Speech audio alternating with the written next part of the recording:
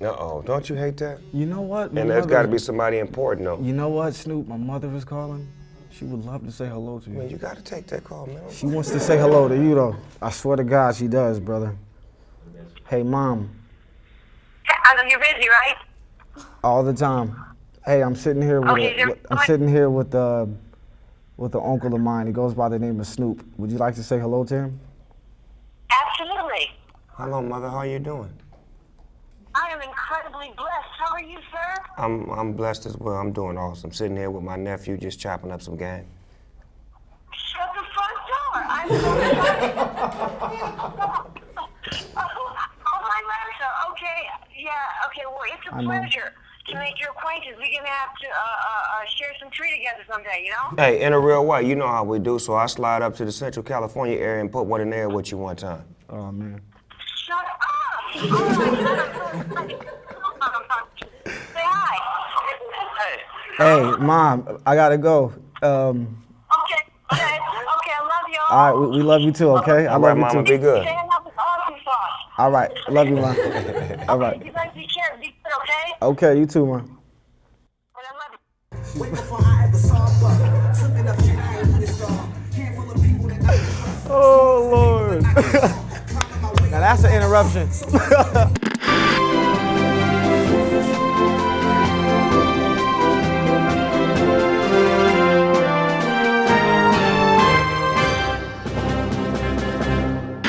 Ladies and gentlemen, boys and girls, if you don't know, you won't know. You inside the GGN. I'm your host with the most, Finding Nemo, a.k.a. Nemo Hoes. And today on my show, got one of my nephews that just slid down from Northern California or Central California, Oh, yeah. as they call it. Yes, sir. The one and only Fashawn is in the house. How y'all doing? Thanks for having me here, boss. Hey, man, it's a pleasure to treat you. Appreciate You know you, what I'm man. saying? You so overdue, man. You've been doing your thing, Yeah, man. finally here. I can say finally here. Yeah, but you've been doing your thing. You know, a lot of motherfuckers got to pay their dues to get here, man. You know, Ice Cube's first time was on the show, I believe, a couple of days ago. Oh, straight up? Yeah. Okay, well, yeah. Yeah, so you done moved on up the ladder. Hey, I'm trying to, brother. Trying to elevate, man. How long you been doing this thing? Since I came out the womb, really, but I guess professionally since like '09. That's when I really started putting out. That's when I started, you know, touching the shelves and things like that. Did you start with mixtapes? Yeah, definitely. I had a handful of those, man. I just ascended to making albums, you know what I mean? I felt like the art of making an album was totally different. So I transitioned from that world into, you know, trying to conduct a classic, you know. And hopefully I accomplished that. Were there any rappers from your neighborhood, Fresno specifically, that you looked up to, or was you just like, I'm gonna be the one from here? My brother Planet Asia, man. Planet Asia was a big influence on me, big inspiration, man. He was the first MC that really showed me that it was possible, you know, to leave this, you know, this parentheses. We felt like we were stuck in, you know, in Central California. And so yeah, he was the first guy. He was like a god to me, you know what I'm saying? He was like Rakim that lived down the corner, you know what I'm saying? Straight up. When you made the freshman cover in 2010, did you feel like you had arrived? Did you feel like you had more work to do? I felt like I was a freshman, you know what I mean? I felt like they was naming me, it was appropriate to name me that at the time, you know what I mean? Because I felt like I still had a lot of work to put in. I just felt honored to get that, you know, acknowledgement from such a prestigious company, you know what I mean? That I grew up, you know. Do you think that those writers Grew were up all idolizing. from the West Coast or the East Coast, or do you just think they was writers in general, so you had no mindset on where those writers came from? Nah, not at all, man, because most of those people were, you know, they came from New York, you know, like, and I felt it was really weird, like when I got there, it was like, we in, you know, the Mecca of rap, some would say, we in the Mecca, and there's no New York artists there, you know what I mean? It was like, it was me, like Nipsey, like OJ the Juice Man, and like, I was like, where the New York cats at, you know what I mean? But it was funny to know that all the people who, you know, were in the decision chairs, most of them was from the East Coast, you know, And or they from the respect- South. and they respected respected the y'all. music, and they respected the music, you know, more so than anything. So they Wasn't made biased. sure I was there. You know, they wasn't biased at all, you know what I mean? And I didn't give them a reason to be biased. It wasn't like I was the most popping nigga out the coast at the time or in the culture. I was just doing my thing, And you was doing you, and that's what was fly about it. Everybody that you named was doing themselves, and Absolutely. that's what made it original, that nobody was doing, everybody else. Like right now, it just sounds like so many rappers are doing the style that's common, or they're using the music that everybody's using. Familiarity is, that's what they call it, instead of being original. You put your record out February 24th, the Ecology. Yeah, it just turned 1 not too long ago. You tell me about that record, man. That record was special to me, man. It was like, I felt like I was making my first album again, you know what I mean? Coming back this time. And to have it executive produced by Nas was like a dream come true. Not even a dream come true. I don't even dream of shit like that. I don't even think that's possible. You know what I'm saying? Like, coming where I come from and just growing up the way I did, man. But yeah, he was a big reason why it even came out, like just period. I was shopping the album for maybe a year or two. I'm tripping off all the features on here. All the features is my peoples. You got Busta, Aloe Blacc, DJ Chicago Kid, Dom Kennedy, Alchemist, Exile. That's all folks, man. That's all that's just my immediate cipher. People that I've been fucking with for the, building them relationships over the years. You know what I mean? And honored to have people like that in my life, not just on the album. You know what I mean? Yeah, as your friends. Yeah, straight up. Outside of work. Straight up. I remember I got Aloe. He was working on the James Brown movie. I'm like, nigga, what are you doing answering your phone right now, bro? I'm like, especially for the kids, little old me. But shout out Aloe Blacc, shout out Dom, everybody on there, straight up. Khalil was a big homie. Man, we got a record. It's actually on the Madden, the last Madden they put out too. What's the name of the song? It's called Something to Believe In. It's featuring Aloe and Nas, and it's produced by That Khalil. motherfucking song always come on when I'm kicking somebody's ass. Hey, yeah. So I love that record right there, man. That's one of my sir. favorite kick a nigga ass songs to listen to. Straight up. It'll get you in that For mode, real. for sure. I know that. Yeah. Hallo, ich bin Stormy Front. Ich komme aus Deutschland, in Frankfurt, und es ist sehr, sehr heiß hier ist. Es war regnig und es war sehr, sehr wett. Und jetzt ist sehr heiß, brauche ich Wasser, bitte. I've been doing this thing.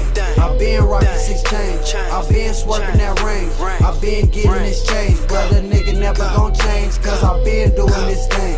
I've been rocking 6 chains. I've been swerving that range. I've been getting this change. But a nigga never gon' change. Cause I've been doing this thing. I've been rocking 6 chains. Been swerving that range. I've been getting this change. But a nigga never gon' change. Nigga never gon' change. Tell us about the story about Nas bringing you back in the rap game. I was really, what's the word? Just like, You was finished with rap, you was burnt out. I was like had no spirit for desensitized it. to the game. I was just like, okay. Lost come your on. spirit.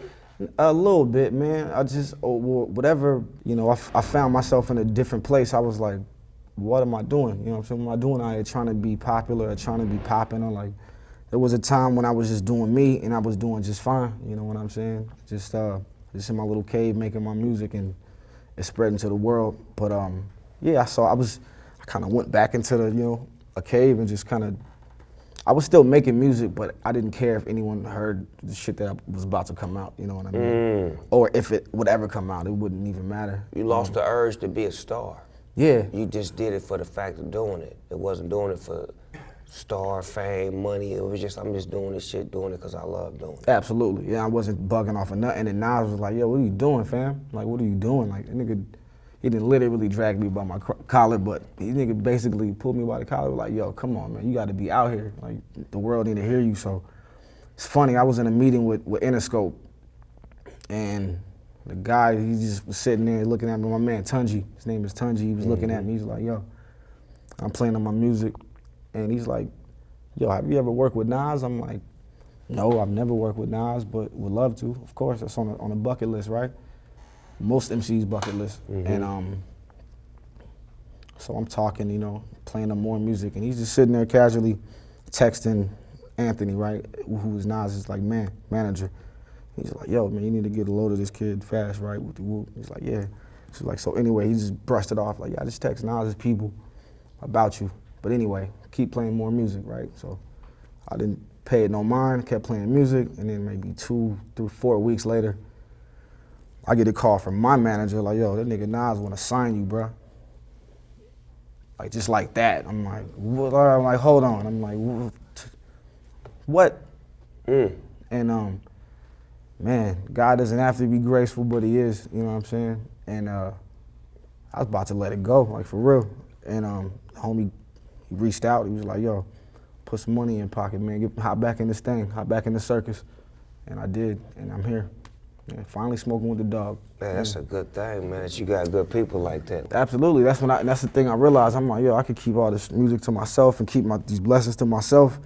But you know what happens to blessings when you keep them to yourself? They turn into curses, you know what I'm saying? So I was like, yo, I gotta get this to the world, you know what I mean? So yeah, you did that word up. In a real way. What about the music festival? It's going down like so you one of the people that did it to put it together? I'm the co-founder, yeah. I'm the co-founder, family, yeah, of course, man. That's why it's Grizzly. That's a big reason why it's called Grizzly Fest. It's called Grizzly Fest. You know, I'm a general of the Grizzly gang, so it's like, you know, it's my festival. You know. Next year you should book Snoop Dogg. I was thinking about that, man. Cause he at a real low rate right now. Really? For the homie. You know what? I really didn't think I could afford that, but yo, if I get the homie plug, man, I think you can get that just because I found out that you know one of the owners and founders of the tour is my nephew. So hey. We're inside the Smoker Studios, inside the Everyday People, AKA Real Nigga Shit. I'm gonna ask you some questions and you can answer to the best of your ability. I'll do my best. What's the first thing you do or think of when you wake up? I'll roll up. Hot or cold? Hot. In and out or Fat Burger? In and out. Favorite pair of shoes of all time? The Vans Skate High. If you were stuck on an island for a year and could only listen to 3 albums, what would they be? Songs in the Key of Life by Stevie Wonder. Tapestry by Carole King, and RNG by Snoop Dogg. Favorite drink? Hennessy and Bailey's on the rocks. Favorite sports team? The Los Angeles Lakers. Ain't nothing wrong with it. They ain't gonna be mad at you in Central California. Yeah, I'm just saying. I had to play that one right, man. We're part of y'all too. We still CA all day. You could have said Golden State. You could have said Golden State, but in the whole like, nigga, you ain't never. Yeah, but exactly. I've been rocking with the Lakers. You know I can't know even. That. Nigga, like, nigga, you can't just jump on the bandwagon. Nigga, tell the truth. Shout out to Steph Curry and all the history. Yeah, all them light-skinned niggas on that team. Shout out to all of y'all. Yeah, shout out to all the light-skinned people. I'll be sure it's y'all theme song and all that. Christopher Williams, promises, all that shit. We love y'all. Morris Day, we love you. Prince, we love you, man. For real, light skin is in, nigga. What's your favorite candy bar of all time? The whatchamacallit. Weekends or weekdays? Weekends, for sure, weekends. I'm a Friday, Saturday, Sunday type of guy, you know. Favorite ice cream off the ice cream truck?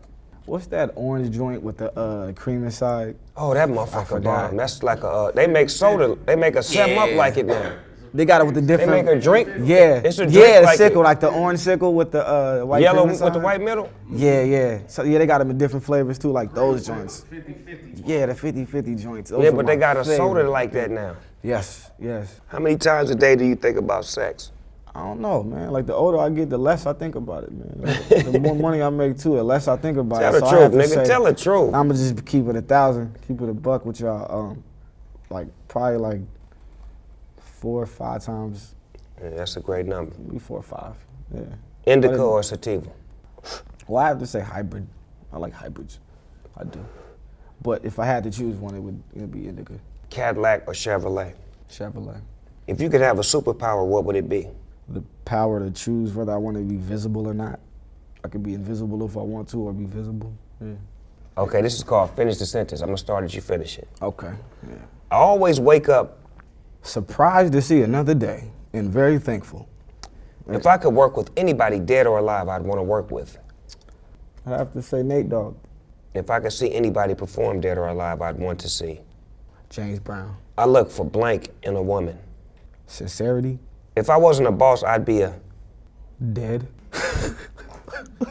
My favorite position is doggy style. Why don't nobody ever say point guard? Small forward.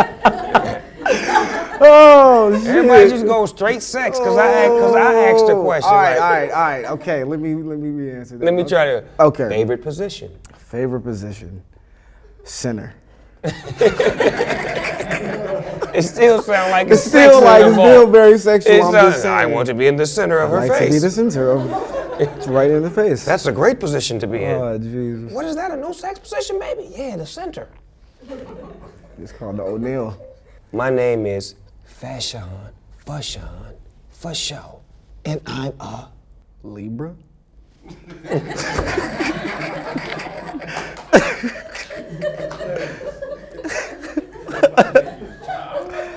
I don't know.